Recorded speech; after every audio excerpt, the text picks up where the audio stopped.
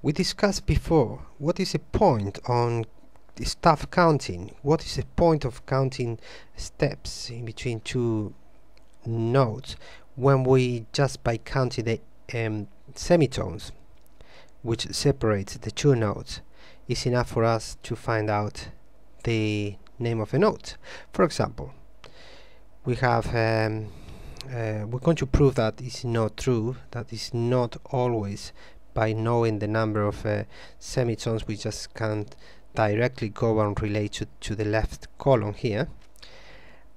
For example, here we have an A and a C flat, which is A is here and the C flat would be here. So if we count 0, 1, 2, there are 2 semitones away.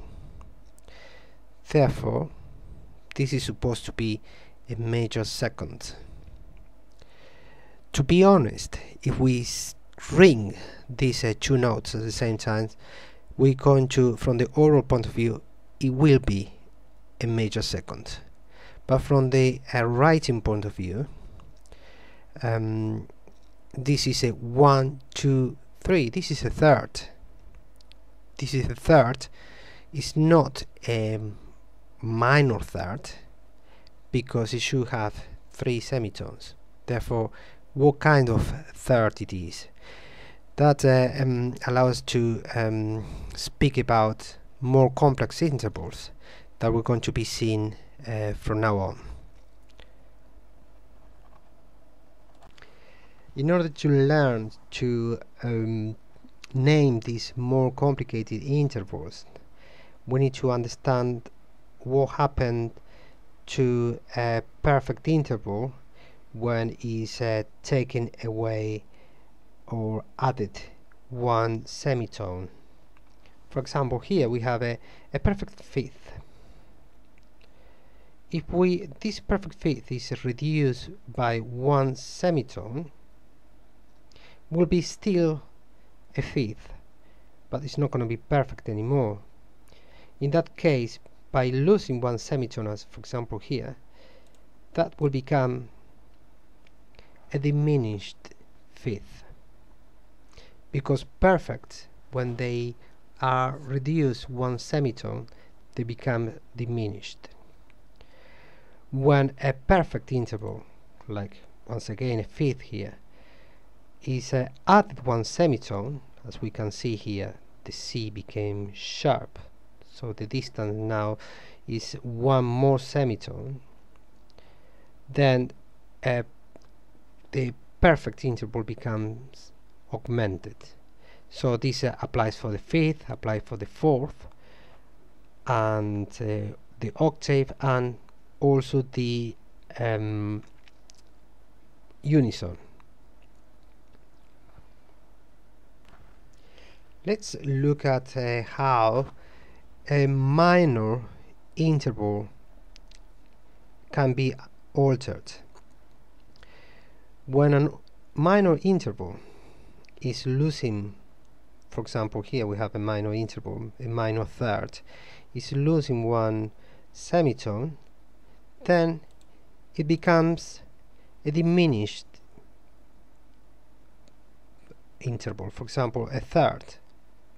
A third can only be major or minor, or, as we can see now, can also be diminished. When a minor interval, like the third, the seventh, the sixth, or the second, loses 1 semitone, then becomes a diminished. For example, this is a diminished third. And what happens to a minor interval when is added 1 interval, 1 semitone? Well, the answer is quite obvious. It becomes a major interval. That is a bit confusing because as you can see, the perfect intervals goes from diminish when it loses 1 semitone to augmented when it is added 1 semitone. The minor interval goes to diminish when it lost one semitone, but goes to major when it's added one semitone. Like here, for example, we have a minor third that becomes a major third when we add one more semitone to the distance. When a major interval, like for example this major 6 here, loses one semitone, it becomes obviously a minor interval. For example, here it becomes a minor 6. Whilst when a major interval is added one semitone, becomes augmented, like here. A major 6th is becoming an augmented 6th.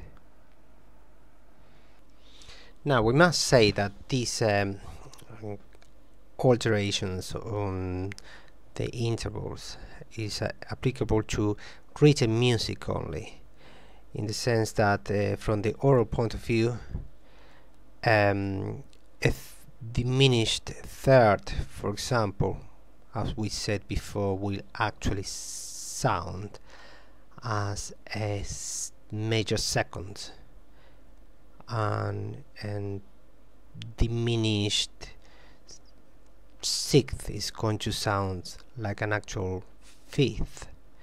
So it's only when we see this written that we are actually going to be able to find these strange intervals. So this is how every single interval that we learn, the basic intervals, are going to behave when they are added or taken away one semitone. In the case of the unison, when we add one more semitone to it, it will become an augmented unison. It will sound as a minor second though, but from the writing point of view, it's going to be an augmented unison. By taking away one semitone to 0 doesn't make any sense. Therefore, the diminished unison is not considered to exist. When a minor second, who already has one semitone, is losing one semitone, it becomes a diminished second and will sound like a unison, but from the written music point of view, it's going to be a diminished second. And when it's added one more semitone, because it's a minor, becomes a major. Remember, the minor adding one semitone becomes a major. The same happened to the major second. When it's losing a semitone, becomes a minor, and when it's added one semitone, becomes an augmented second. Becomes an augmented second. An augmented second will sound like a minor third. That is from the oral point of view, but from the written point of view, we had to call it augmented second, and we'll have more examples later in which we understand why from the written point of view we cannot call it a minor third, but an augmented second, and so on with a minor third, major third. And here it's important to consider what happened to the perfects. A perfect 4, when it's losing one semitone, becomes a diminished 4. Therefore, doesn't actually become minor or major. It becomes a diminished, or when it's added one semitone, an augmented 4th. Then we have a perfect 4, a perfect 5th, in which is also the same case, diminished or augmented, and so on with the 6th. That is because it's a minor, and by losing one semitone becomes diminished, by adding one semitone becomes major, a major 6th, and will become a minor when it loses one semitone, and augmented when it is added one semitone. We have the seventh, the seventh major, and finally the octave, which is, remember, a perfect interval. Therefore, when by losing one semitone becomes a diminished eighth, by adding one semitone an augmented eighth.